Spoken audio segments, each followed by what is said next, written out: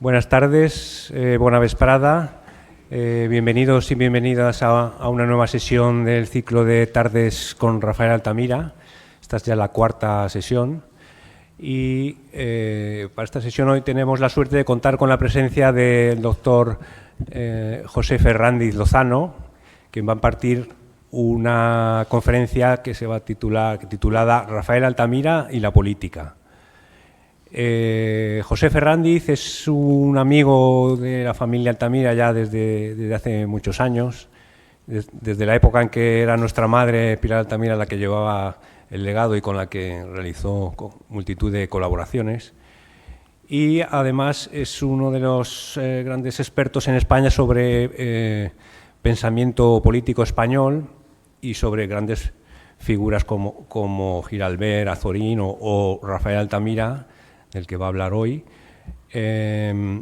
Para que se hagan una idea bueno, muchos de los que estáis aquí ya le conocéis, pero para que se hagan una idea de la importancia que tiene José Ferrandiz, voy a leer un poco de un pequeño resumen sobre su currículum. José Ferrandiz Lozano es profesor de Ciencia Política de la Escuela Universitaria de Relaciones Laborales de Elda. Es un centro adscrito a la Universidad de Alicante, del que es también miembro del Consejo Rector y también de su Junta de Dirección. Es doctor en Ciencias Políticas y Sociología con premio extraordinario por la UNED. Su tesis estuvo becada por el Congreso de los Diputados. Además, ha sido director del Instituto Giralbert, decano del Colegio de Politología y Sociología de la Comunidad Valenciana y miembro de la Junta Rectora de la Fundación José María Soler. Actualmente forma parte de la Junta Directiva de la Asociación Valenciana de Escritores y Críticos Literarios y también de la sección de Cultura de la Fundación Elena Santonja. Además, es Premio Internacional de Periodismo Miguel Hernández y Premio Nacional de la Asociación Española de Ciencia Política y de la Administración al mejor libro, por su libro publicado en el año 2009-2010 con el título de Azorín, testigo parlamentario. Además, ha colaborado de manera asidua en varios periódicos como los diarios La Verdad, ABC, El Información y El Mundo, en colaboraciones como columnista, como crítico literario y como reportero cultural. Además, así como en la revista Periodistas de la FAPE, que es la Asociación de Periodistas, y en el digital Hoja del Lunes. También es autor y coautor de varios libros y su línea principal de investigación es sobre el pensamiento político español y especializado sobre todo la vertiente política del regeneracionismo, de la generación del 98, y también de intelectuales, como he mencionado, como Azorín, Juan Giralbert o Rafael Altamira. Sobre Rafael Altamira, sobre este último, al cual dedica hoy su conferencia, ha publicado varios estudios y ha pronunciado ponencias en multitud de congresos. Además, codirigió junto al profesor Emilio Laparra las jornadas y el libro Rafael Altamira, Idea y Acción Hispanoamericana, del que tenemos aquí un ejemplar. Es este de aquí, este libro. Y luego también coordinó un número monográfico de la revista Canelobre, que se tituló, dedicado especialmente a Rafael Altamira, se tituló Rafael Altamira, una voz que traspasa el silencio, que es este, de aquí, que es una portada muy interesante, en la que se ve a Rafael Altamira. Y además también revisó la segunda edición del epistolario entre Rafael Altamira y Joaquín Costa. Fue preparado por el ilustre historiador hispanista británico George Chain, del que tenemos también aquí un ejemplar. Es este de aquí. Luego si quieren, los pueden mirar y ojear. Y por último, su último trabajo, que también lo tenemos aquí, dedicado a Rafael Altamira, es un artículo que ha publicado, se llama Rafael Altamira, diagnósticos y respuestas en crisis políticas de la Restauración, que se incluye en este libro de aquí, que se titula Pensar las crisis políticas en la España contemporánea, que acaba de editar la editorial Tecnos y que está disponible para quien le interese y lo quiera adquirir. Y bien, como vemos, es un currículum bastante importante y por lo demás solo me queda cederle la palabra a Pepe, que nos va a hablar de un tema, la verdad es que es curioso y no muy conocido por la gente que no sea muy experta en Altamira, como es la relación de Altamira con la política. Pues nada, adelante cuando quieras. Pues gracias.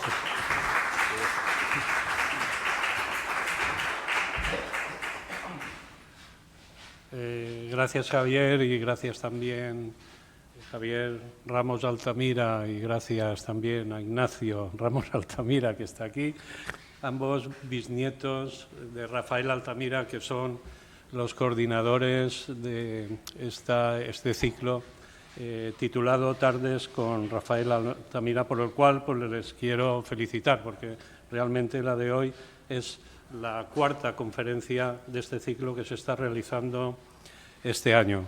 ¿Se oye bien el micro? Sí. Vale. Yo no veía ninguna luz conectada.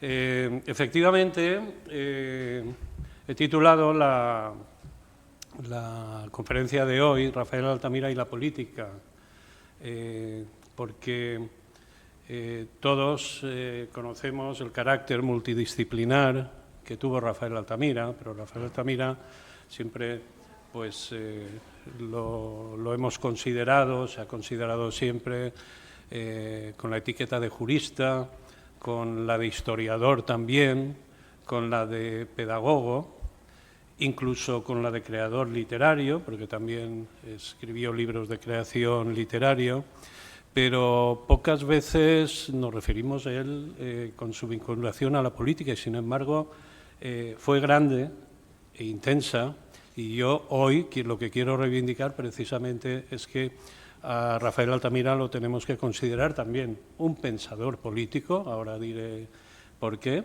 y que además tuvo pues alguna vinculación. ¿Que no se oye bien? Porque no está conectado.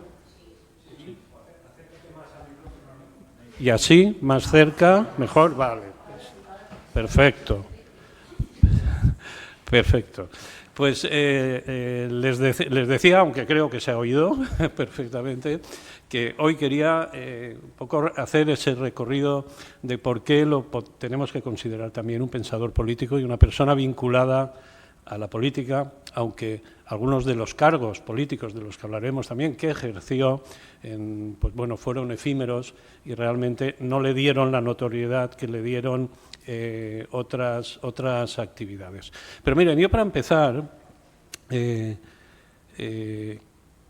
quiero presentarles una imagen, quiero arrancar con una imagen por la que siento predilección y además una extraña seducción. Es una imagen que he utilizado en otros actos de Altamira, pero para mí es clave. Fíjense en esa foto, Esa foto es de 1910, está tomada en la plaza del Ayuntamiento de Alicante y fíjense cómo están los balcones y fíjense cómo está de gente abajo. No es un ascenso del Hércules a Primera División, que sería tal vez el acontecimiento social o deportivo que hoy podría provocar una concentración masiva de ese tipo, sino que quien está arriba, en esta parte derecha, no sé si se verá muy bien, pero hay un señor que está hablando a la concurrencia de abajo, y es Rafael Altamira, es decir, esa multitud, esa masa que estaba en la plaza del Ayuntamiento un día de abril de 1910, estaba ahí porque estaba homenajeando a un intelectual. Y esto es lo que hace esta imagen extraña, ¿no? Que un intelectual fuera capaz de concitar a una multitud en una plaza que sabemos que es grande, como la de Alicante. Efectivamente, ¿qué podía pasar para que un intelectual concitara, aparte de que Rafael Altamira hubiera nacido en Alicante y estuviera recibiendo el homenaje de su ciudad natal? Bueno, es que es un momento decisivo, es que Rafael Altamira, en 1910, era un intelectual de mucho prestigio, era catedrático de Historia del Derecho en la Universidad de Oviedo, pero se había distinguido por sus escritos, por su pensamiento, por su incursión en ciertas polémicas y, sobre todo, en este caso, es porque acababa de llegar de un viaje por América que duró 10 meses. Este fue un viaje trascendental que fue seguido, muy seguido por la prensa y muy especialmente en Alicante, en Oviedo, en Madrid, en muchos lugares. ¿A qué había ido a América Rafael Altamira? Pues había ido ni más ni menos que a conciliar con instituciones académicas y culturales de 6 países, de Argentina, Chile, Perú, Uruguay, México, Cuba, e incluso luego hizo una incursión en Estados Unidos, y ahí había ido a crear una serie de contactos académicos y culturales con las universidades de allí, con asociaciones culturales de allí, con asociaciones de inmigrantes, de españoles en América, porque había ido a representar el proyecto americanista de la Universidad de Oviedo. El proyecto americanista de la Universidad de Oviedo consistía nada más y nada menos que en tratar de superar ese distanciamiento que se había creado entre los países hispanoamericanos con España después de todos sus procesos de independencia durante el siglo XIX. Había una ruptura cultural y política, y Altamira en ese proyecto fue allí a intentar restablecerlo, con unos criterios que luego comentaremos. Naturalmente, este viaje fue seguido en prensa, y cuando digo en prensa porque no había radio, no había otros medios de comunicación, nada más que la prensa, y cuando regresa Rafael Altamira, uno de los homenajes que recibe es el de su ciudad natal. Y durante unos días se están realizando actos de homenaje.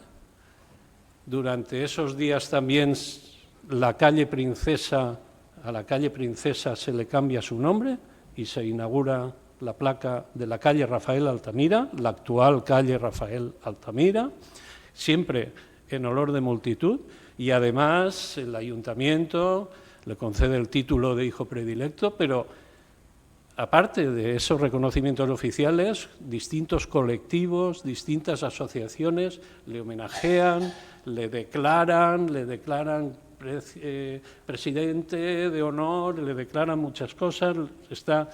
La prensa hace un seguimiento, la prensa de Alicante, un seguimiento muy extenso de todo ese viaje, y no solo a nivel de cobertura de información, sino que incluso el colectivo de la Asociación de la Prensa de Alicante, que se ha creado en 1904, que es un colectivo todavía joven, reciente, le declara nada menos que socio de honor y también le brinda un homenaje en su propia sede.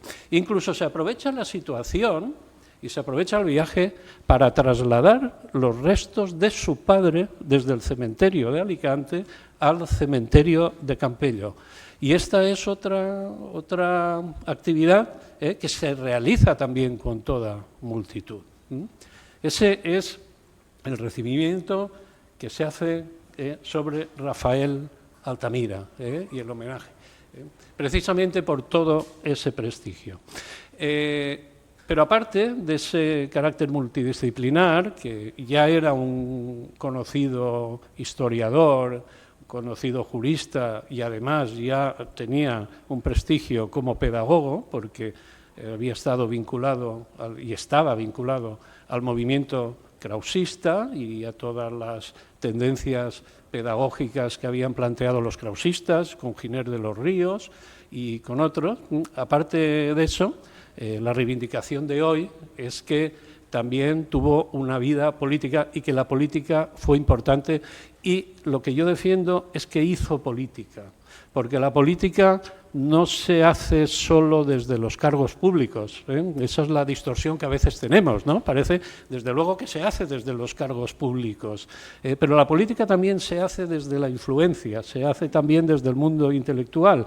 Y Rafael encarnó ese perfil de que escribió sobre temas políticos, trató de influir, utilizaba no solo los medios, no solo la cátedra para los alumnos, sino que utilizaba las revistas, utilizaba los periódicos para que sus mensajes llegaran a un público mayor. Aunque todo esto de un público mayor en esa época tenemos que matizarlo, porque pensemos y recordemos que la población era mayoritariamente analfabeta, ¿eh? La población mayoritariamente no leía la prensa solo la leían las élites culturales, políticas y educativas, pero eso sí, estas élites eran las que tenían luego una proyección hacia la sociedad, ya fueran como educadores, como políticos mismos o en otros ámbitos, ¿eh? Por eso era importante. Y desde esos lugares y con sus conferencias y con sus viajes y con toda esa intervención pública, no fue un catedrático recluido en el mundo de la universidad tan solo, con toda esa apertura a la sociedad, es con la que Rafael Altamira pasó también a la acción política. No solo fue un hombre de pensamiento, sino que fue un hombre de acción. Vamos a recorrer esos puntos que nos demuestran esta vinculación de Rafael Altamira a la política. ¿En qué tendríamos que descubrirla? Bueno, fíjense ustedes, en 1921, él mismo, en uno de sus libros, que se titula casualmente Ideario Político, él mismo, en el prólogo, dice esta frase: estamos ya en 1921, ya han pasado 11 años después de esa visita multitudinaria, y dice, una gran parte de mi actividad como escritor, él mismo es consciente de eso, especialmente como periodista, se viene aplicando desde hace muchos años a los asuntos políticos, interiores e internacionales. Es decir, que esa actitud con la política es una actitud totalmente consciente y deliberada y calculada, en el caso de Rafael Altamira. ¿Y qué vinculación tuvo con la política? Pues vamos a recorrer estos aspectos. Tuvo una vinculación con el movimiento regeneracionista. Luego explicaremos y lo detallaremos. Es, por tanto, una actividad de pensamiento político, porque él también participó y fue autor de un libro dentro de la literatura regeneracionista. Luego fue un americanista y él fue el que reivindicó esa recuperación del hispanoamericanismo, algo que hoy en día está muy en boga, y luego veremos por qué. Fue uno de los grandes teóricos del hispanoamericanismo, es decir, de esa reconciliación de España con las nuevas repúblicas, con las repúblicas americanas que habían pertenecido a España y habían consumado sus procesos de independencia durante el siglo XIX.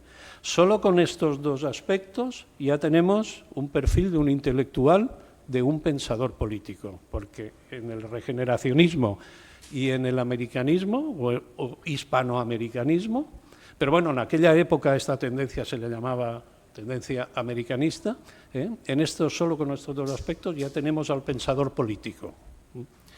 Pero además ejerció algunos cargos. Aunque fue efímero, él fue director general de primera enseñanza en el Ministerio de Instrucción Pública y Bellas Artes. ¿Sí? Fue el primer director general de primera enseñanza. Obviamente es un cargo al que le llevó su condición de pedagogo. Fue académico de la Real Academia de Ciencias Morales y Políticas. Fue senador del Partido Liberal, ya tenemos otro cargo político representativo. Y por último, podríamos hablar de una cuestión en la que él intervino a partir de una época, en su ideario pacifista, cuando participa y llega a ser uno de los jueces del Tribunal Permanente de Justicia Internacional, el que conocemos por el Tribunal de la Haya cuando se creó la Sociedad de Naciones.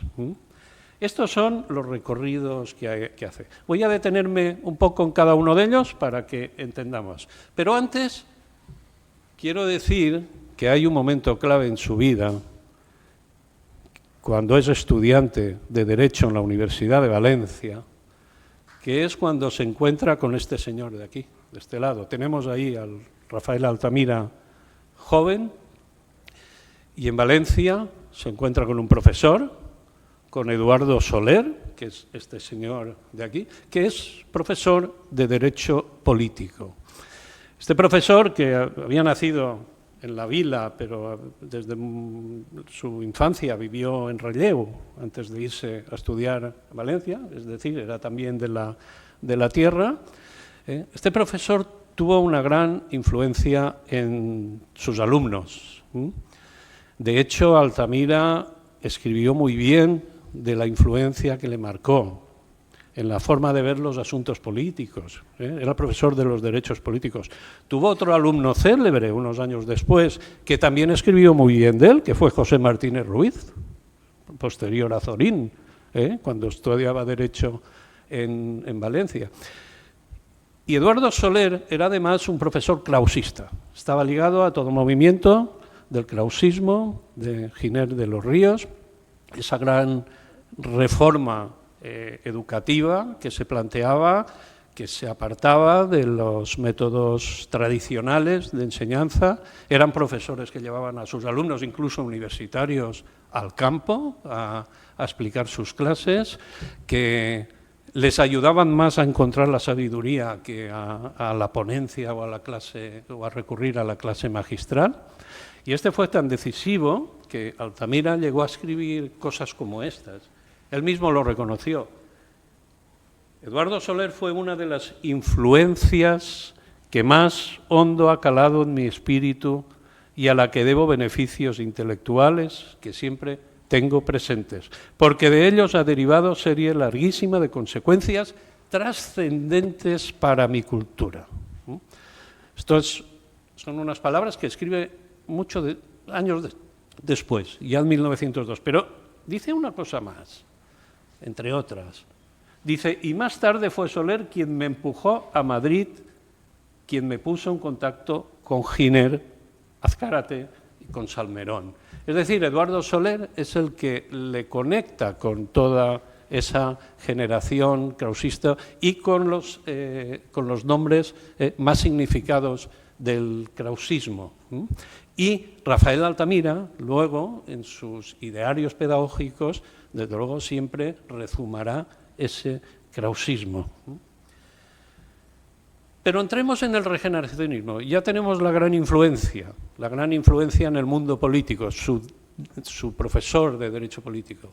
Pero entremos en la primera parte, en el regeneracionismo. ¿Qué participación tuvo Rafael Altamira en el regeneracionismo? Bueno, yo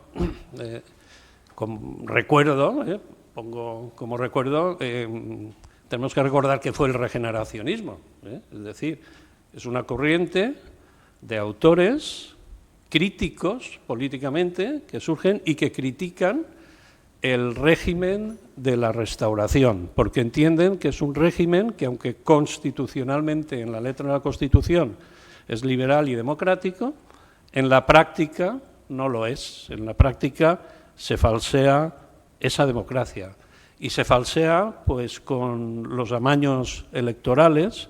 Hemos oído hablar, es decir, ya sabemos cómo se amañaban los resultados electorales entonces, es decir, para crear estabilidad en el régimen político español después de un siglo XIX muy convulso.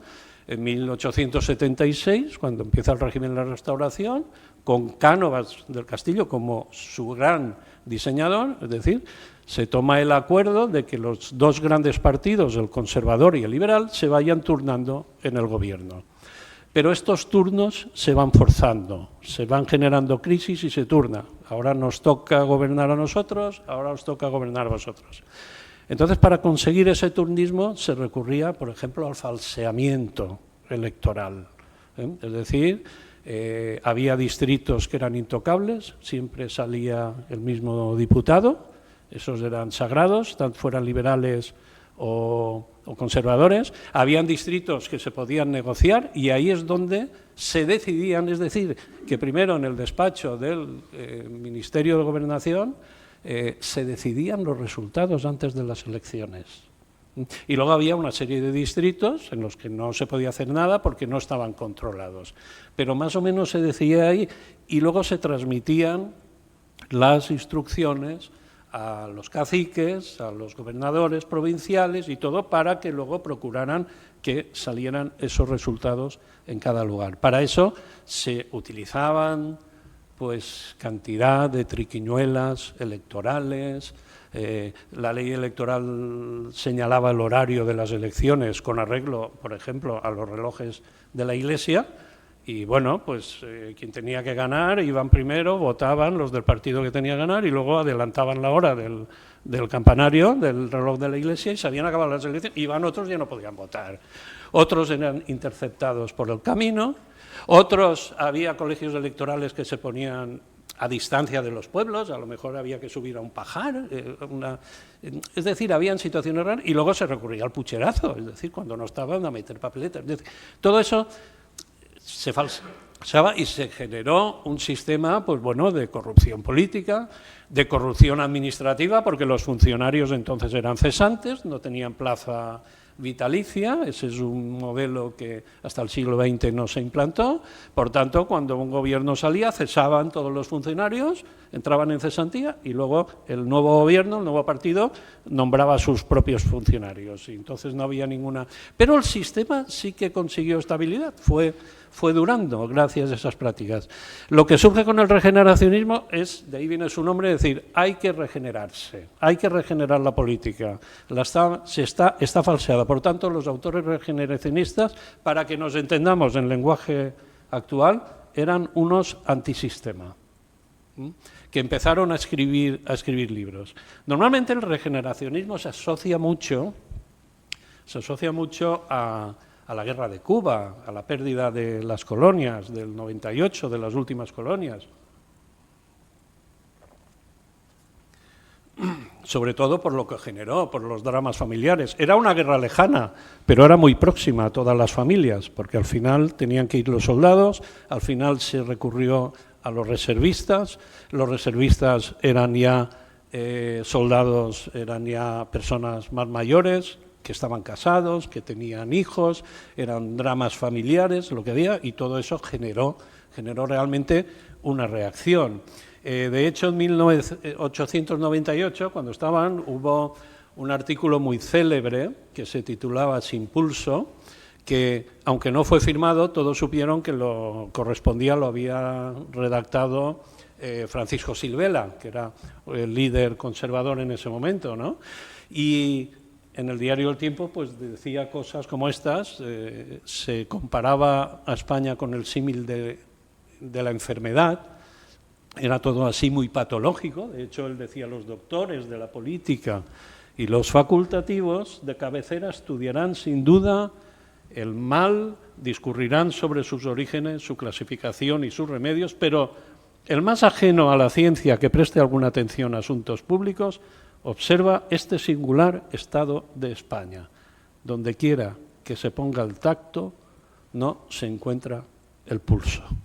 Esto fue un artículo muy célebre en la época, y en el 98, en la parte final de la Guerra de Cuba, que representa el estado de desánimo que había y la crítica que había hacia las decisiones gubernamentales, porque además fue una guerra que, como ustedes saben, pues se perdió.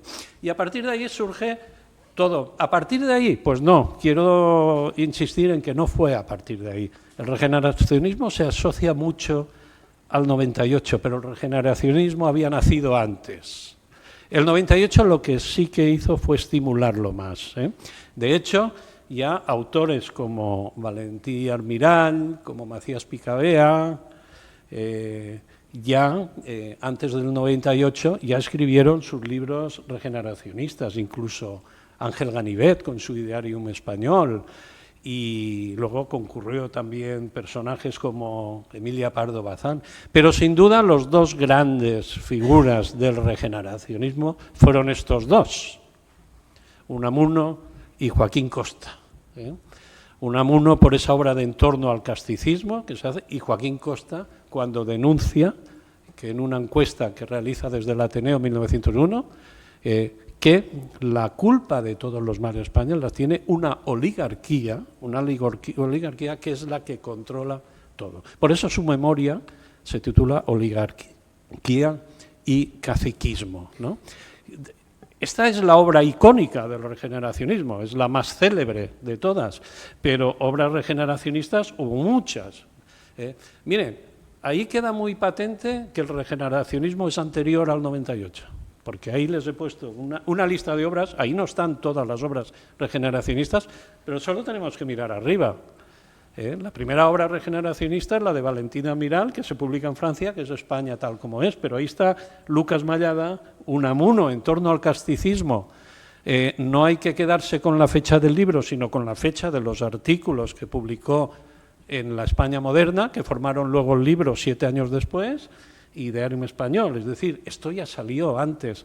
Y a partir del 98 y 99, pues fueron saliendo otros textos y seguimos ya en el siglo XX y ahí ubicaríamos, después de Costa, ubicaríamos a Rafael Altamira con Psicología del pueblo español, que es su gran libro regeneracionista. Bueno, pues en estas dos pantallas que les he pasado, aproximadamente solo hay un tercio o una cuarta parte de todos los títulos regeneracionistas que aparecieron entonces.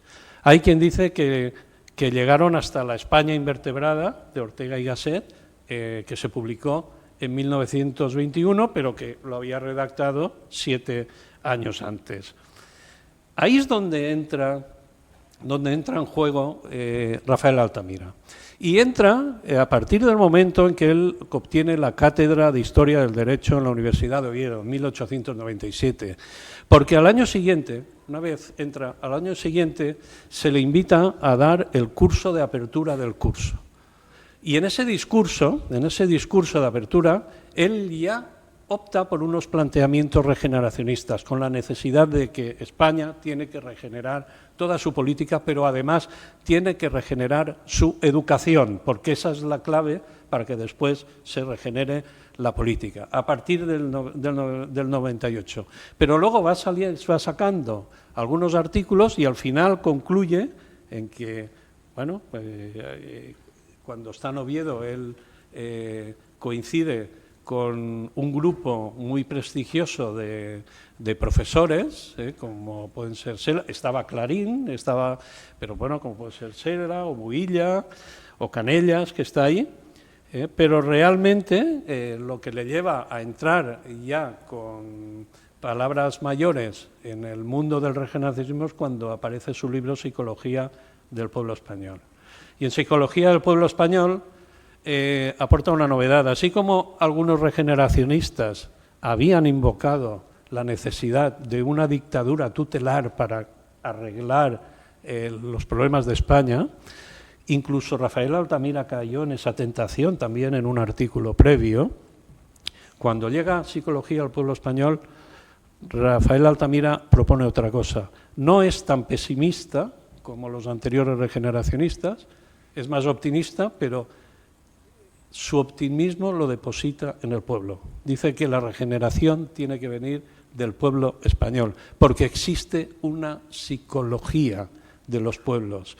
Y ese pueblo, que es el ignorado en la política española por las oligarquías, ese pueblo es el que tiene que regenerarse. En esos momentos, si Altamira escribe eso, es porque está en un momento que está traduciendo los discursos a la nación alemana de Fichte, que habían tenido lugar durante la invasión napoleónica de Prusia, cuando Alemania no era todavía una nación, no era todavía un Estado, y Fichte pronuncia 14 discursos en Berlín llamando a la personalidad y a la psicología común que tiene el pueblo germánico y alemán. Es una visión totalmente nacionalista. Rafael Altamira en ese momento está traduciendo esos discursos de Fichte y recibe una influencia enorme y traslada mucho de las teorías de Fichte, las traslada a su psicología del pueblo español. Con lo cual, ya tenemos su importancia en el regeneracionismo. Pasemos a otra línea de pensamiento, el americanismo o la cuestión sudamericana. La cuestión hispanoamericana. ¿Qué hace Altamira con respecto a esta cuestión? Bueno, pues fíjense que escribió nada menos que 7 libros a las cuestiones hispanoamericanas. ¿Cuál es la base de su pensamiento? Que España tiene que reconciliarse con los países hispanoamericanos, pero no ya en posición de metrópoli, no en posición de preferencia, sino en igualdad de condiciones.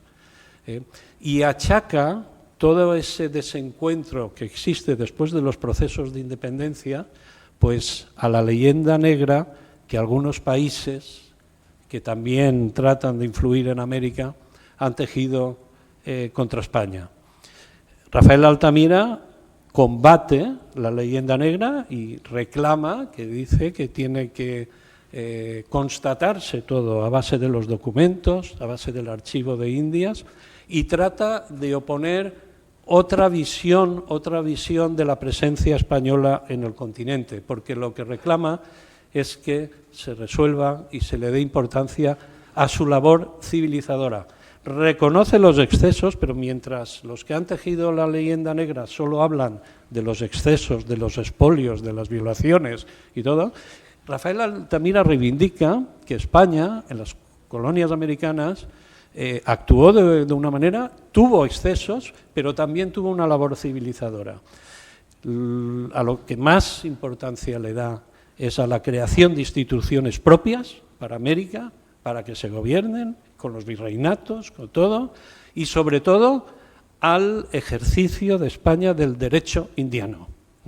El derecho indiano es el derecho que España como colonia no implanta en América el derecho de la península, el derecho del reino, el derecho de la península, sino que crea un derecho indiano propio de cada una de las zonas de América, arraigado. Y el derecho de la metrópoli, el derecho del reino español, actúa de forma supletoria.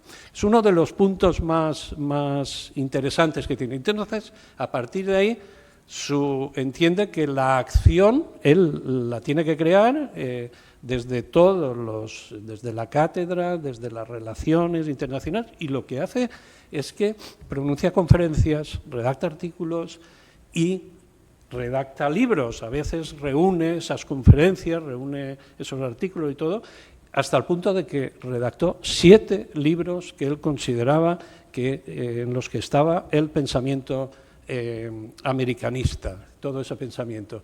Si en un principio él confiaba sobre todo en la fuerza de la cultura y en la fuerza de la enseñanza, poco a poco va poniendo en duda que eso vaya a tener un efecto y se da cuenta de que necesita la fuerza de la política. Por tanto, a partir de aquí, los libros más tardíos lo que hacen es tratar de influir en las relaciones exteriores de los gobiernos, y los enfoca precisamente para que cambie la política exterior de España con respecto a los países americanos. En fin, ahí tenemos todo ese resumen.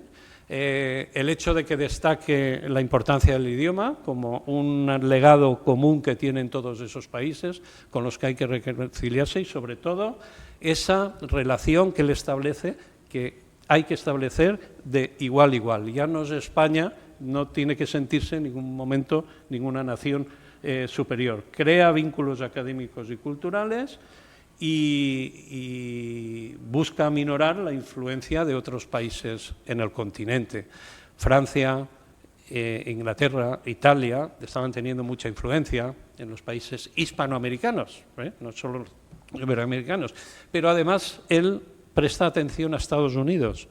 Estados Unidos se rige por la doctrina Monroe y por el destino manifiesto del siglo XIX, cuando el presidente Monroe dice: todo lo que pasa en América interesa a Estados Unidos, por tanto tenemos que intervenir en Estados Unidos. Y esa es una doctrina que ha regido y sigue rigiendo sus relaciones internacionales de intervencionismo en América. Y Rafael Altamira, sin embargo, sí que se da cuenta del potencial que tiene Estados Unidos, que no se puede competir con Estados Unidos, pero que hay que, dentro de esas posibilidades, llevarse bien con Estados Unidos y aprovechar pues algunas corrientes internas dentro de Estados Unidos que sean favorables al hispanismo.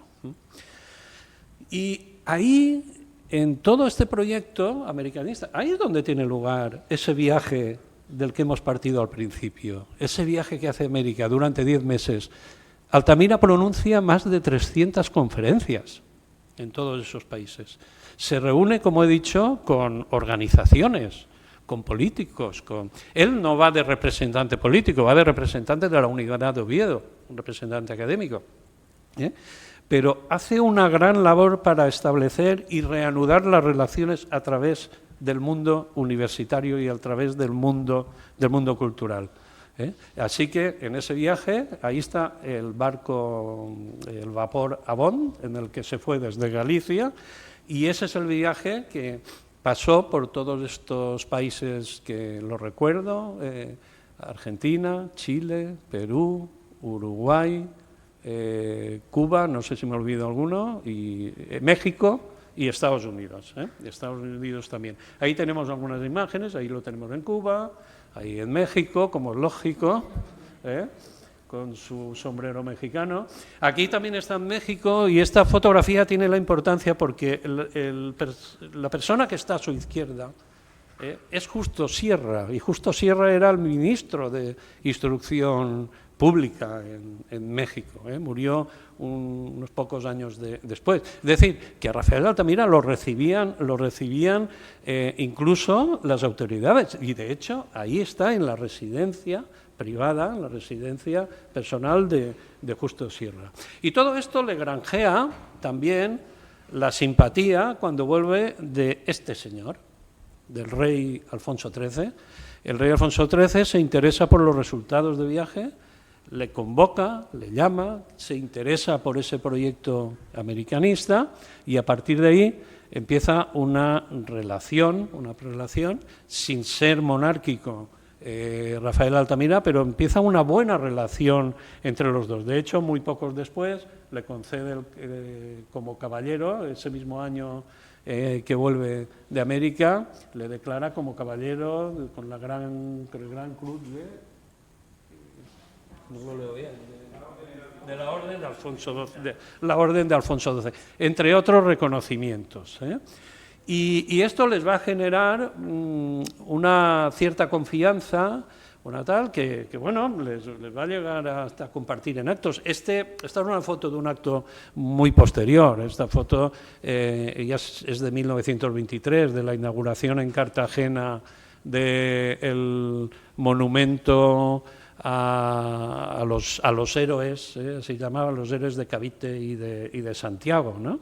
Del cual el año pasado fue el centenario, que estuvisteis allí, ¿no? Os invitaron a la familia, ¿no? En Cartagena. Bueno, pues ahí lo vemos, porque Altamira fue el presidente de la comisión de ese monumento, y ahí está, pues bueno, ayudándole con las condecoraciones, es posterior. Por cierto, de este acto hay imágenes. En una de las conferencias primeras, creo que fue Javier, proyectó imágenes que tenemos en movimiento de ese acto. Y posteriormente, pues bueno, después de la Universidad de Oviedo, y ahí le ayuda bastante Alfonso XIII, también lo que se le crea a Rafael Altamira es una cátedra de instituciones políticas y cívicas de América en la Universidad Central, ya en Madrid. porque después de estar en Oviedo, él ha sido director general de primera enseñanza un tiempo, y luego, ya cuando ha dejado Oviedo, se le crea esta cátedra, que es una cátedra para impartir un doctorado de la facultad, mixto de la Facultad de Derecho y de la Facultad de Filosofía y Letras, y que a él le sirve para preparar en ese doctorado a futuros diplomáticos y a futuros políticos, tanto de España como América. Es una forma de influir y generar todo su magisterio con eso. He hablado de la Dirección General de Enseñanza. Es un cargo muy efímero.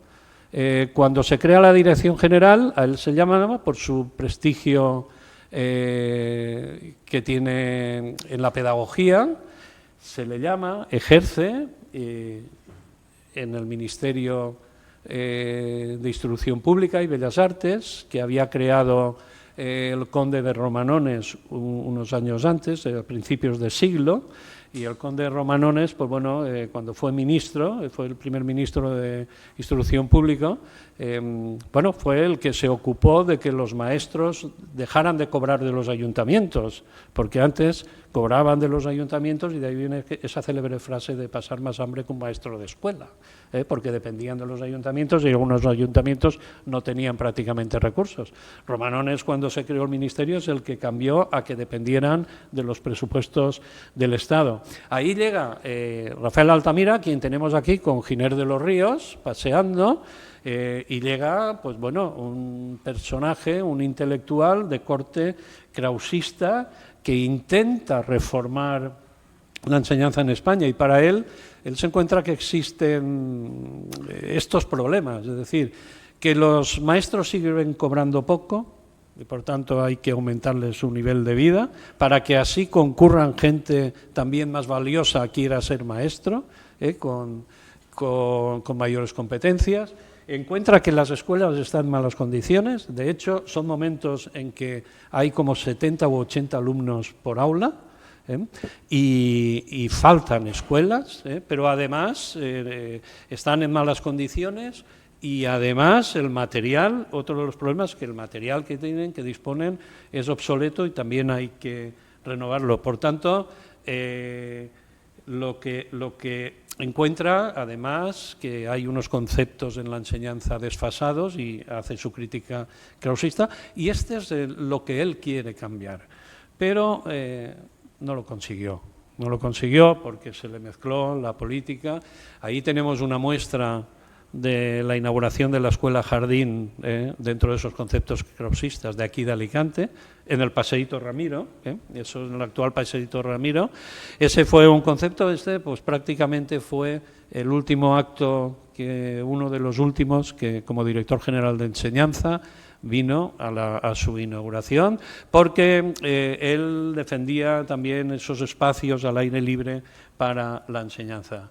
Aquí tenemos una carta al chileno y profesor Domingo Amunátegui Solar, donde le cuenta por qué él llega a dimitir. Llega a dimitir, porque le quitan de la dependencia de la Dirección General los colegios de Madrid, nada menos que los de la capital. Pero él se entera cuando está ya el hecho consumado, nadie se lo explica, nadie cuenta con él.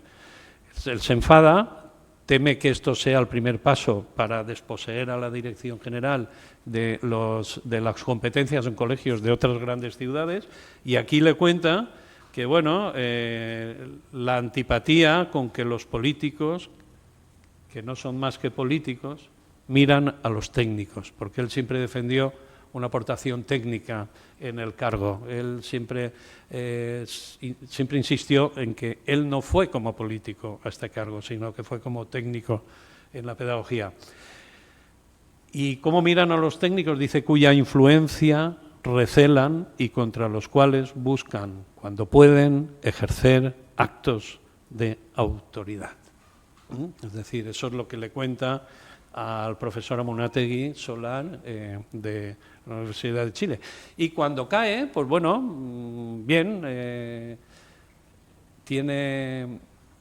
Altamira era una persona respetada, pero no ha podido hacer nada, Ha tomado posesión del cargo en 1911, tiene que dimitir en 1913, ha durado muy poco, y hay quien le ataca por eso, como es Ramiro de Maeztu, cuando escribe esto. Cae el señor Altamira, Ramiro de Maeztu es muy severo con Rafael Altamira, dice: ni es estimado ni cuenta con la opinión de los pedagogos, de los maestros ni de los intelectuales de España. Y además dice: todo lo que ha hecho en la dirección y fuera de ella no vale nada o es un desacierto. Es decir, es un artículo de descalificación. Y a veces nos preguntamos, ¿qué le pasaría a Ramiro de Maeztu para arremeter de esa forma contra Rafael Altamira?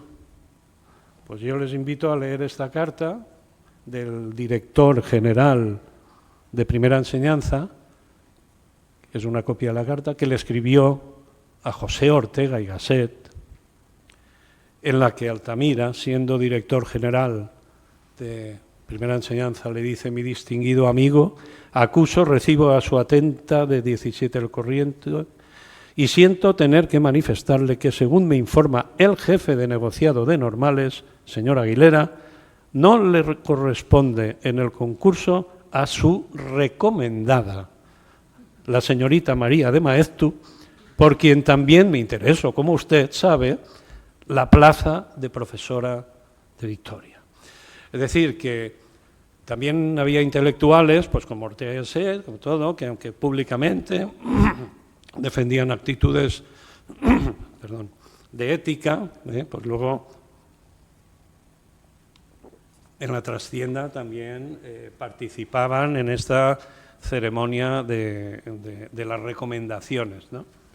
Y en este caso, pues bueno, fue la hermana de Ramiro de Maeztu a quien recomendó, y Rafael Altamira fue muy objetivo, diciendo: lo siento, pero lo que le dijo, no ha ganado el concurso, no le corresponde la plaza y lo siento. Tal vez eso pudo influir en esa actitud tan severa Ramiro de Maeztu contra él. Pasamos a otro punto, y vamos avanzando, su participación en la Real Academia de Ciencias Morales, es decir, él había tenido un precedente, la Real Academia de Ciencias Morales y Políticas. Él ya en 1904 se presentó a un concurso que ganó sobre el derecho consuetudinario. Era un proyecto de Joaquín Costa, que la Real Academia desde finales del siglo XIX hasta 1917, creo que fue la fecha, estuvo convocando unos concursos para fomentar el estudio del derecho consuetudinario de las distintas zonas, y cada año iba concediendo un premio. Uno de esos años se lo concedió a Rafael Altamira, y en 1905 se editó su libro, la memoria sobre el derecho consuetudinario y economía popular de Alicante, de la provincia de Alicante, un libro interesantísimo, porque nos habla del derecho consuetudinario, cómo se regulaba en Alicante, los aspectos familiares, de herencias, de cuestiones matrimoniales y todo. Es un libro interesantísimo. Realmente él es el primer contacto que tiene porque está participando en este proyecto que ha promovido Joaquín Costa. Pero realmente su condición de académico no llega hasta 1909, cuando se le nombra académico correspondiente por Oviedo, no numerario todavía, por Oviedo. En 1909 se le dice que ha tenido mucha influencia este libro anterior.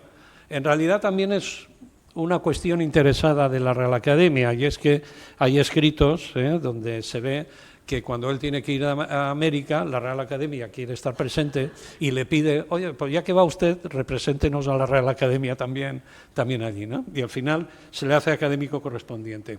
Luego, en 1911, sube el escalón y pasa a ser ya, se le nombra académico numerario, y toma posesión en 1912 cuando pronuncia su discurso. Y su cargo de académico, como los cargos de académico son vitalicios, pues en su caso cesa y quedó vacante con su fallecimiento. Ahora diré por qué, porque podría no haber sido así. De hecho, desde alguna instancia se sugirió que no fuera así. Aquí tenemos la invitación y fíjense que el discurso de posesión de entrada era problemas urgentes de la enseñanza primaria en España. Como entonces era director general de primera enseñanza, pues pronunció un discurso sobre la enseñanza. Ahí tenemos una imagen que no está muy difundida del acto de su toma de posesión. A su acto de toma de posesión fue el rey Alfonso XIII. No iba a todos, pero se acomodó la fecha también a la agenda del rey. Y aquí tenemos en este lado Altamira, aquí en este extremo de la foto. ¿Qué hizo Altamira en la academia? Pues bueno, allí redactó dictámenes sobre esos concursos de derecho consuetudinario. Cuando él ya estaba en la academia, era uno de los que redactaba los dictámenes sobre las obras que se presentaban. Contestó también a discursos de otros académicos, como tenemos. Pero lo que sí que quiero contar es algo que no sé si se ha dicho, o sí que, bueno, en algún sitio se ha aludido, y es que la academia, cuando acaba la guerra civil, a todas las reales academias, desde el régimen, se les manda una orden para que den de baja y destituyan a todos los académicos que están en el exilio. Según esta orden, Rafael Altamira, que estaba en el exilio ya, pues tendría que haber sido destituido de la academia. Pero lo curioso es que los de la Real Academia se hacen los tontos, no responden, no dicen nada y no convocan su plaza como vacante. Por tanto, Rafael Altamira sigue siendo académico numerario. Y todos se callan, no reciben tampoco ninguna fuerza mayor, ninguna insistencia, así como otras academias han tenido que destituir académicos, y Rafael Altamira, gracias a sus colegas académicos, sigue siendo académico. Hasta el día, está en México, que fallece en México, que descubren una esquela, se enteran que ha fallecido y entonces lo que realizan en la academia es un acto de homenaje con un discurso del presidente, de Antonio Goicoechea, con el acuerdo de encargar 6 misas y además en ese mismo acto, ahí sí, ya había fallecido, ahí se declaró vacante su plaza, la medalla 8. La Real Academia de Ciencias Morales y Política va por medallas numeradas, así como la de la lengua va por letras, mayúsculas y minúsculas, esta va por medallas numeradas y Rafael Altamira ocupó la 8. Su aspecto, y ya vamos llegando al final, su aspecto de senador del Partido Liberal, bueno, pues él en 1915 entra en el Partido Liberal con el conde Romanones. El Partido Liberal en ese momento tiene 3 corrientes distintas y una de ellas es la del conde de Romanones. 3 corrientes que se crearon tras la muerte de Canalejas.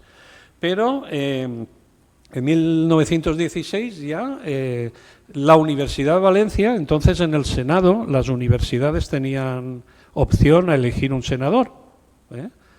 Y la Universidad de Valencia le elige como senador. Él no está en la Universidad de Valencia de profesor, su vinculación es que ha sido estudiante, pero le eligen. Y a partir de ahí, y hasta 1923, en que llega la dictadura de Primo de Rivera, él va renovándole la Universidad de Valencia su puesto de senador. Ahora bien, en el Senado hizo muy poco, apenas habló, apenas intervino, solo 2 o 3 discursos, muy poquito. Y eso sí, nos llama la atención que la certificación de la primera toma de posesión, donde fíjense que los impresos estaban redactados, solo había que poner el nombre del senador, y lo que ponía ahí es que previo el juramento, y fíjense que lo del juramento está tachado, y pone previo la promesa. Es decir, por esto sabemos que él no juró, que prometió. Y así está en todas las tomas posesiones, siempre con el papel tachado, dejando constancia su promesa. No fue su intervención, era más el prestigio de estar allí, no fue relevante, apenas tuvo actividad parlamentaria, muy poca. Sí que intervino pues, para hablar de los precios de los libros, de la difusión de los libros en América, para mantener el español, alguna de esas intervenciones. El Senado entonces era así, el Senado muy distinto al Congreso, actualmente ya no es así, ya lo vemos por televisión. Pero así como el Congreso sí que tiene la forma de hemiciclo, como tiene el Congreso francés, como lo tiene el de Italia, normalmente los congresos latinos tienen forma de hemiciclo, y en el de Francia, después de la Revolución Francesa, cuando triunfó la Revolución, bueno, pues ya saben que los que eran conservadores se sentaron en este lado, si esto es la mesa presidencial, se sentaron a este lado y los que eran revolucionarios se sentaron, es decir, los que eran conservadores se sentaron a la derecha y los que eran revolucionarios a la izquierda. Y se comenta a veces que esa denominación de derechas y de izquierdas viene de ahí, ¿no? Siempre ha existido, pues bueno, ese tono de leyenda. El Senado simplemente eran con mesas paralelas, como parecido al inglés, el británico sí que lo han visto ustedes, que son dos gradas enfrentadas, en una está la mayoría del gobierno y en la otra está la minoría de la oposición. Y la distancia que hay entre unos y otros es la suficiente para que no pudieran cruzar sus espadas en su día, ¿no? Entonces, bueno, el Senado tenía otra configuración.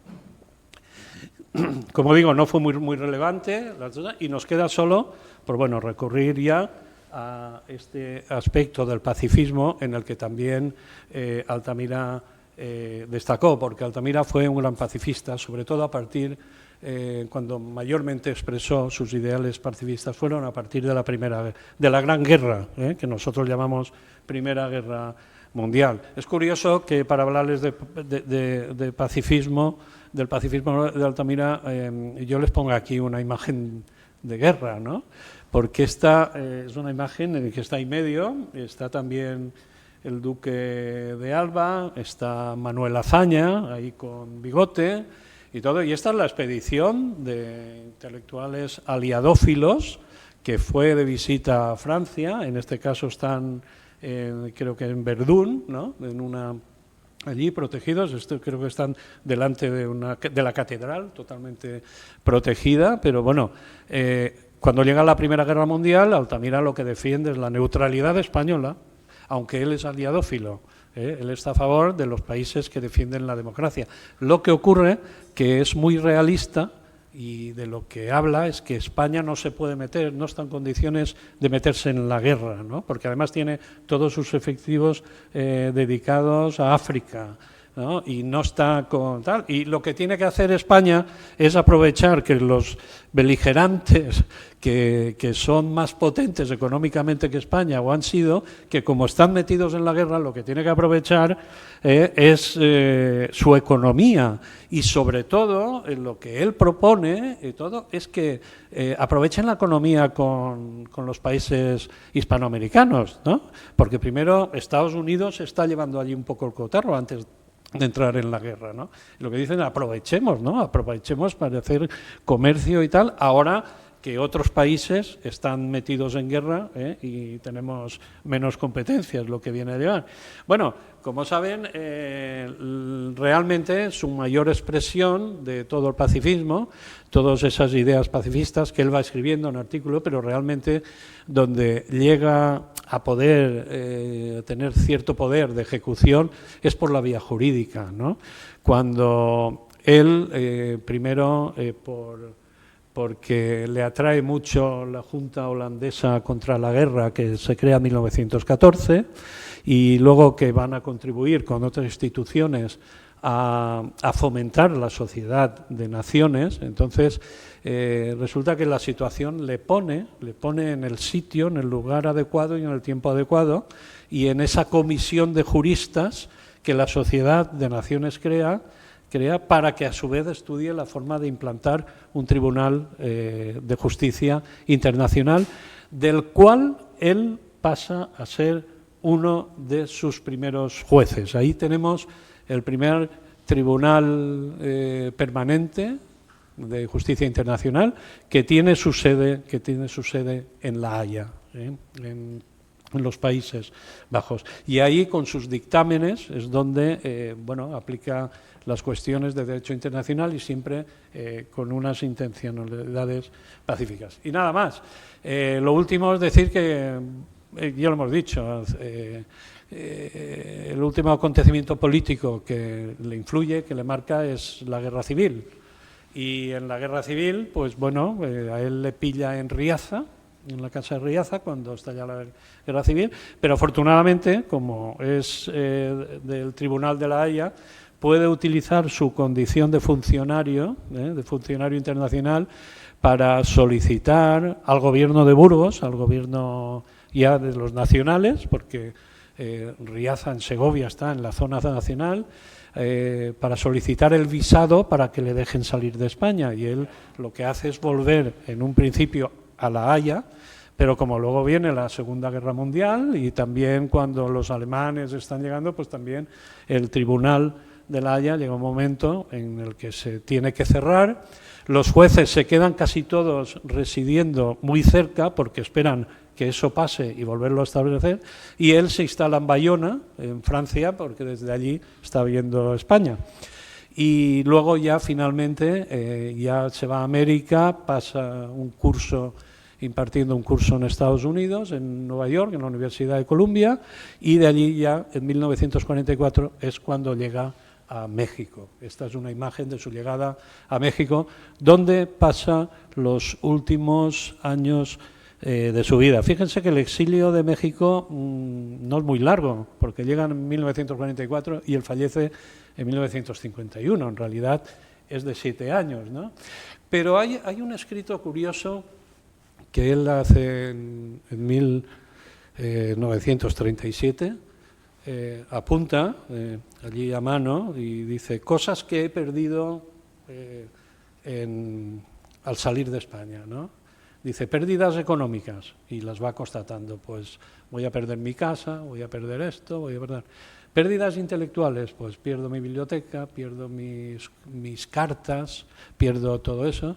Y al final dedica otro capítulo y dice, y en otros órdenes espirituales, cosas que pierdo, dice, mi optimismo, mi fe en la civilización y en el porvenir de mi pueblo, la esperanza, en tercer lugar, de pasar los últimos años de mi vida y morir en mi patria. Y así es.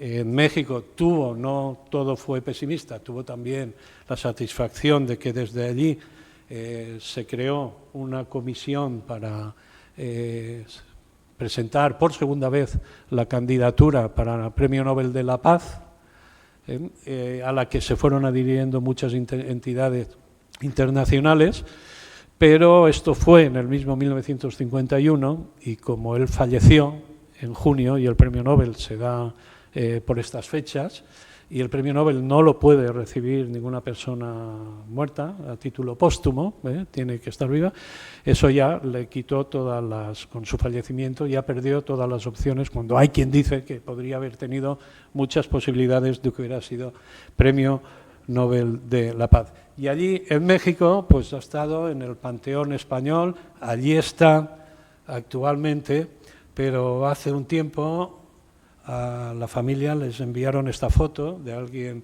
que estuvo allí y se encontró la lápida en estas condiciones, totalmente deteriorada, abandonada, agrietada, la lápida en la que yace él y también Pilar Redondo, su mujer. Como ustedes habrán podido leer en los últimos meses, hay un proyecto de repatriación de sus restos que se ha promovido desde el Ayuntamiento del Campello, porque la idea es poderlo trasladar desde México, desde su cementerio, al cementerio de Campello, donde está su padre, como hemos visto que lo trasladaron, sus restos los trasladaron después de aquel viaje de América. Y ese proyecto, pues bueno, se han sumado el Ministerio de Asuntos Exteriores, está apoyando este proyecto, la Generalitat, incluso la Diputación y todo, pero esperamos que al final cristalice. No sé cuáles son las últimas noticias, pero que al final, a ver si cristaliza y se puede dar también una muestra de aclamación y de recibimiento de Rafael Altamira, como esta que se dio en 1910. Nada más, hasta aquí esta charla.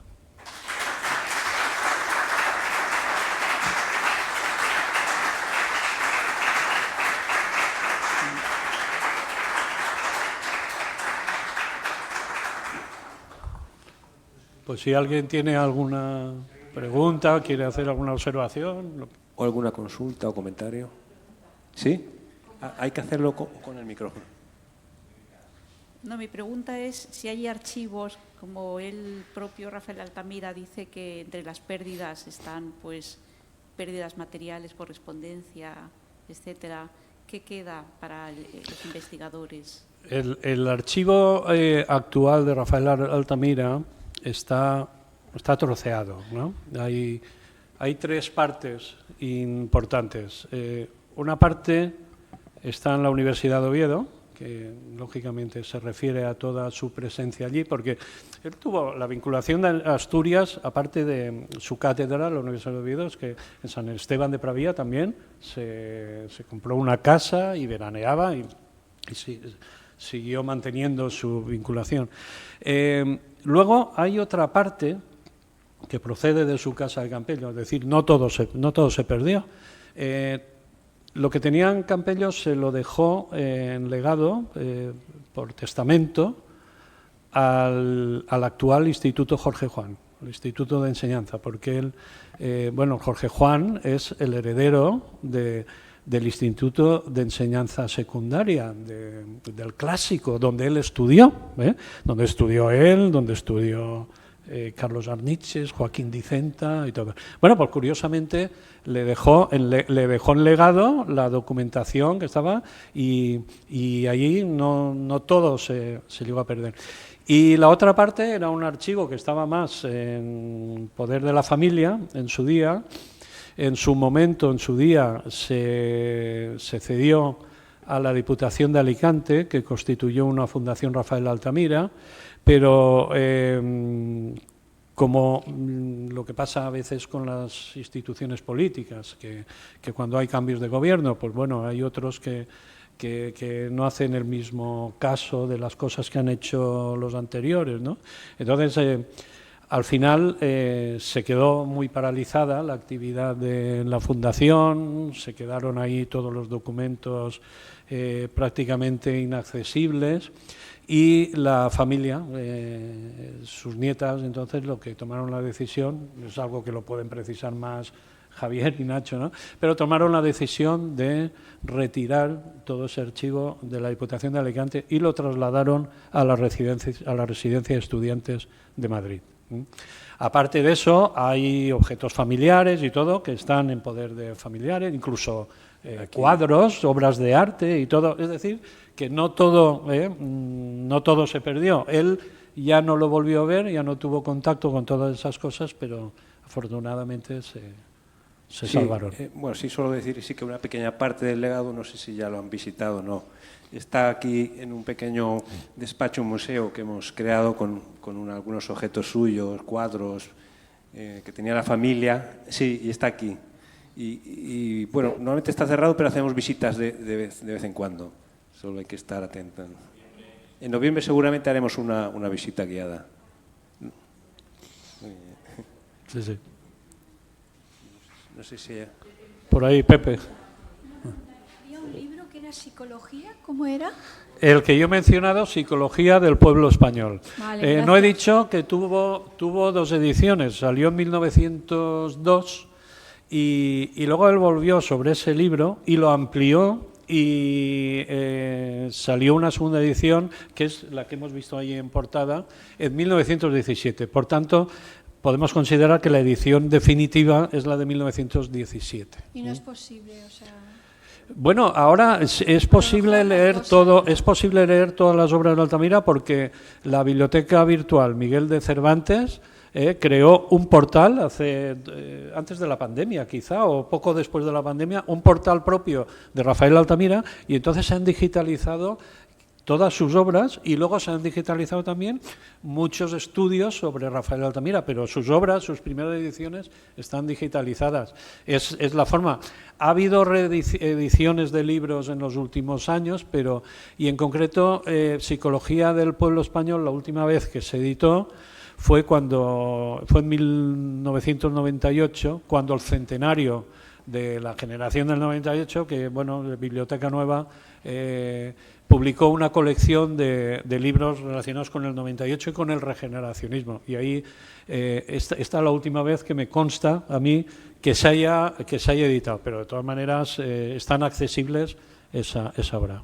Y es una de las grandes obras del regeneracionismo. Realmente la de Costa es la de Oligarquía y Caciquismo, es dentro del canon regeneracionista la máxima, pero luego la de Unamuno en torno al catecismo es más un libro nacionalista que regeneracionista, pero también está incluido ahí, y podríamos decir que Psicología del Pueblo Español es también de las que tuvo repercusión. Por eso destaco la característica de Rafael Altamira de que como pensador político tuvo un reconocimiento y lo recordamos por eso. Gracias. Por ahí, Pepe. Yo creo que se oye, sí. Pepe, yo voy a hacerte una consideración sobre un tema que has tocado, pero así, anecdótico. Y es lo que más me ha llamado la atención, que es el asunto de María de Maeztu. ¿Por qué? Porque María de Maeztu es una regeneracionista como él. Sí, es una mujer educada en la Junta para la Ampliación de Estudios. Es una mujer que cuando suceden esos hechos, he visto en internet, es del 81, es decir, tiene 32 años. Claro, está en su línea ideológica. Perfectamente. Y luego, además, claro, yo tengo que hacer, para criticar a don Rafael Altamira, la falta de ojo clínico. Es decir, Altamira no ve el potencial, creo yo, que tiene María y que va a desplegar hasta su muerte en 1948. Por cierto, también en el exilio, en este caso, en Buenos Aires, ¿no? Porque María ya en esa época yo creo que está planteando pues una renovación pedagógica muy moderna que trasciende ya el mundo del krausismo y el mundo que presenta don Rafael. Es decir, que creo que es un mundo muy decimonónico pedagógicamente, que no encaja para nada con lo que María está trayendo de Alemania y del mundo anglosajón, norteamericano y británico. Y sobre todo yo creo que es un contencioso ya, o sea, con ella, no sé quién ganaría la plaza de Vitoria, pero currículum ya a la altura de 1913, María tiene para desplegar ya un montón. Y luego va a desplegar en los años 20 y en los años 30 una faceta pedagógica que llega hasta hoy, ¿no? Con el Colegio Escuela en Madrid, con el Liceum, con el Instituto Escuela, con la escuela de la residencia de señoritas, y en fin, doctorados, nombres de barcos tiene, en fin. Entonces me llama mucho la falta de ojo clínico ahí, clarísimamente. Tienes toda la razón, porque a la hora de ver qué trae María. Claro, María de Maeztu es una de las grandes figuras de la pedagogía. Pero, es una protegida de Ortega, ¿de acuerdo? Claro. Yo creo que por ahí van los tiros cuando vemos la carta. Ortega tampoco ha desplegado todo su potencial. Estamos en el 13, todavía no ha publicado las meditaciones que tú lo sacas del Quijote, que ya las está pergeñando en el 14 y aparecerá un poquito más tarde. Es decir, que él es un hombre, yo creo que desborda un poco la concepción, y por eso Ramiro, efectivamente, hombre, no se entera de la modernidad, viene a decirle. Sí, pero cosas, claro, y esa crítica para explicar un poco al final esos dos puntos. la explicación que él le da en la carta es decir, bueno, me he interesado a ver qué ha pasado, pero no ha ganado el concurso, ¿no? Entonces se pone ahí como una situación muy ética, ¿no? En una pose muy ética de decir, bueno, esto no ha habido un concurso, se le ha concedido a otra persona, no lo ha ganado, pues lo siento. Claro. De hecho, ahora que hablamos de Ortega, en Ortega... creo que lo hemos hablado alguna vez o llegué a comentártelo. Una de las cosas que extraña mucho, porque se conocieron Ortega y Rafael Altamira, y hay alguna fotografía, no están ellos dos solos, pero que coincidieron en cosas. Y a mí me llamó mucho la atención un artículo de José Luis Villacañas, que es catedrático de filosofía, ahora de la Complutense, antes estuvo en Murcia, que fue director general del libro aquí en la Generalitat Valenciana y de Biblioteca Valenciana. Y me llamó la atención cuando él se dio cuenta de que Ortega y Gasset nunca habló de Altamira, ni escribió de Altamira, no le dedicó ni una línea, ni para bien ni para mal. Siendo Ortega y Gasset alguien que siempre llevó muy a gala el haber sido él, haber hecho viajes a América en una misión cultural y todo, que siempre, y habiendo sido Rafael Altamira el gran precedente, ¿no? Uno de los grandes precedentes. Es curioso, Ortega y Gasset ignoró totalmente. Sí que es verdad que a veces hemos dicho, hombre, Ortega y Gasset es que es siglo XX, es el pensamiento del siglo XX, es más joven. Altamira viene del 19, ¿no? A lo mejor no compartía, pero es curioso que no tuviera ningún mínimo reconocimiento. Y esta carta, quien se la escribió es a Ortega y Gasset. El que hizo la recomendación de María de Maeztu fue Ortega y Gasset. Y tal, bueno, naturalmente esto no son más que... no es científico, no tenemos la evidencia científica, pero a veces... Nos hace pensar, ¿no? si había ahí algún resentimiento, alguna cosa que personal, ¿no? Y sobre todo, pues bueno, ese ataque de Maeztu es que destaca, cuando él acaba el cargo, destaca que es el único que bueno, no siendo político de un partido rival ni nada, le ataca de esa forma.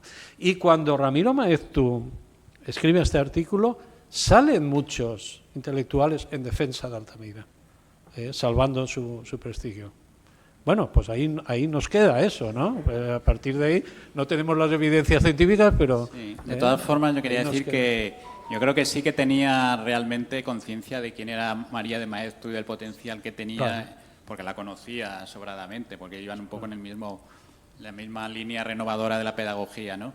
Y yo creo que en la misma carta dice, yo mismo me intereso mucho por ella. Sí. Yo creo que conociendo a Altamira era tan íntegro y tan estricto que para él no podía tener ningún motivo de favor hacia otra persona.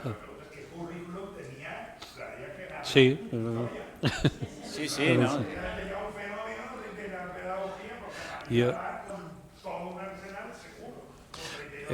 Yo recuerdo... Sí.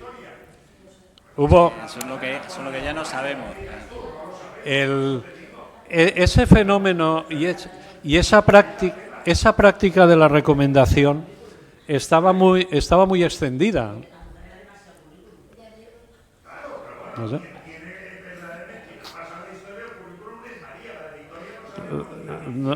No sabe.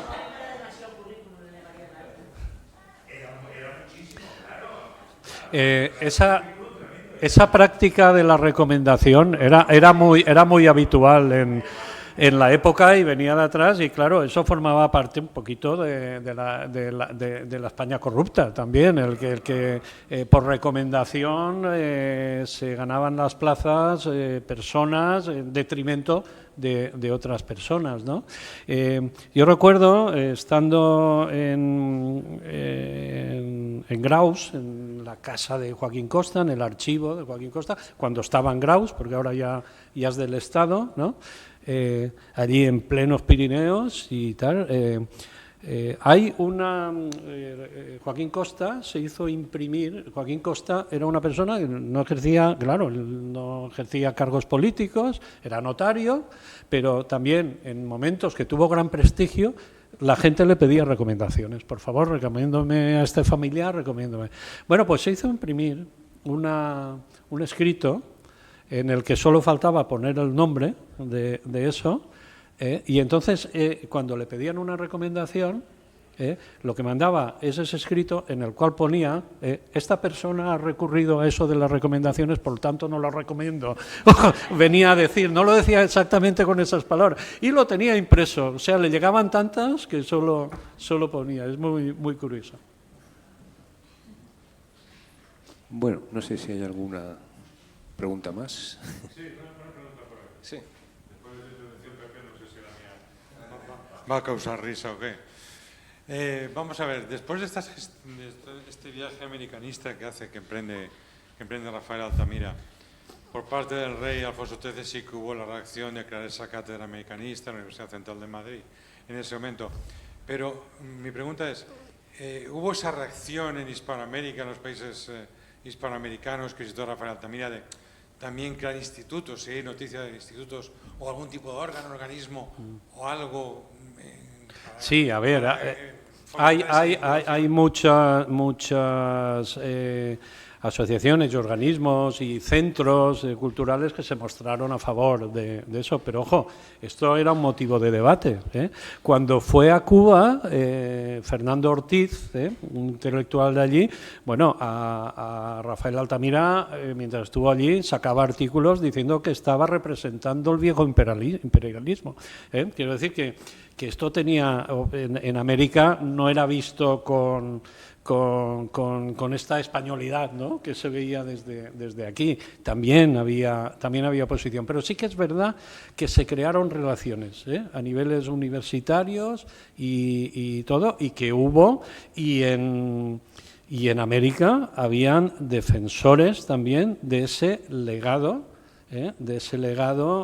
español en América, que lo defendían y que conectaban con la línea de Altamira, que lo defendían. Estoy pensando, por ejemplo, en José Enrique Rodó, de Uruguay, que tiene en su libro Ariel, de primeros de siglo, defiende toda esa latinidad, todo eso. Y estoy pensando en Rubén Darío, que también participó en esas cosas, y por ejemplo, a Estados Unidos, tanto Rodó como Rubén Darío le llamaban el gran Calibán, Calibán, haciendo referencia a ese personaje de La Tempestad de Shakespeare, ¿no?, que monstruoso, que devora, que tal. Es decir, lógicamente, no había unanimidad. Y luego está la parte política. En la parte política, a Altamira no le hicieron caso, digámoslo claramente. A pesar de Alfonso XIII, a pesar del conde de Romanones, él depositó mucha confianza en el conde de Romanones y se creyó algunos discursos que el conde de Romanones pronunció, incluso en la recepción de la corona, cuando empezaba la legislatura, en que hablaba de esto de América, y decía, bueno, porque a partir de 1915, y en esa época que estaba en el Senado y todo, es decir, su obsesión, sus libros ya iban orientados a que España cambiara con respecto a América su política exterior. Incluso hay un libro de 1921 que es La política de España en América, que lo escribe a raíz de un viaje que va a hacer a Sudamérica Alfonso XIII, que al final no hizo, pero que iba a hacer.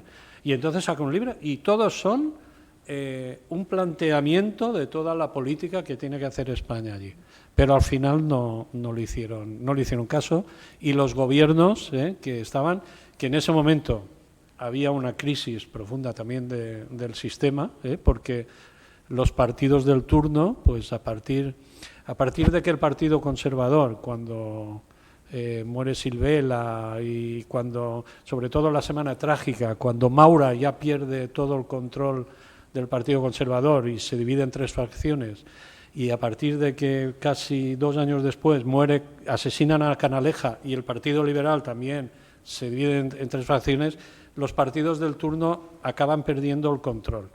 Y a partir de mitad de la segunda década comienzan a no ganar clamorosamente las elecciones, tienen que hacerse gobiernos de concentración, van subiendo los partidos regionalistas, que les llamaban entonces nacionalistas, y los partidos republicanos, y están en otra crisis, están en otra crisis. Y realmente en eso Altamira sí que fracasó, ¿no? En esa influencia, no llegó a donde él quería llegar.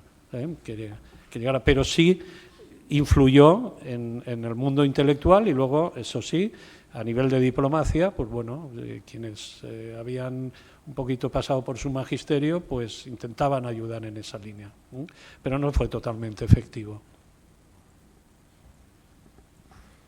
Sí. Muy bien. No sé si hay algo más. Sí. Si no hay nada pero más. Pero nos ha quedado, fíjate, nos ha quedado ese legado. Fíjate, ahora que se habla tanto de la leyenda negra, de la tal, es decir, hay elementos en Altamira ahora de hace un siglo, de hace tal. Hay elementos que hoy en día tendrían mucha actualidad para el debate, para que se va generando, para esta visión, ¿no? Esta visión, porque eso es lo que nos ocurre con la historia, ¿no? Que la verdad que al final nada es nuevo, ¿no? Da la sensación de que la estamos revisitando constantemente. Estos últimos años se ha hablado mucho de regeneracionismo político, de la necesidad del regeneracionismo y bueno, con estas relaciones ahora con América, que también están siendo en algunos países convulsas, pues bueno, eso ya pasó, eso ya tuvo en su día también sus puntos de fricción. Pues nada, Pepe, muchas gracias por tu conferencia, ha sido súper interesante y nos ha descubierto una nueva faceta sobre este ilustre alicantino. Y nada, antes de despedir, solo recordarles que la última conferencia del ciclo de Tardes con Rafael Altamira va a ser el próximo mes de diciembre, el 10 de diciembre, el martes, a las 7, en este mismo sitio, en la sede universitaria, y va a tratar sobre la relación entre Rafael Altamira y el pueblo de Campello, que, como muchos de ustedes sabrán, era el lugar donde solía veranear él y su familia, y donde tuvieron una finca que se llama Finca Caterol, que ya no existe. Y pues nada, aquí les esperamos y muchas gracias por haber venido.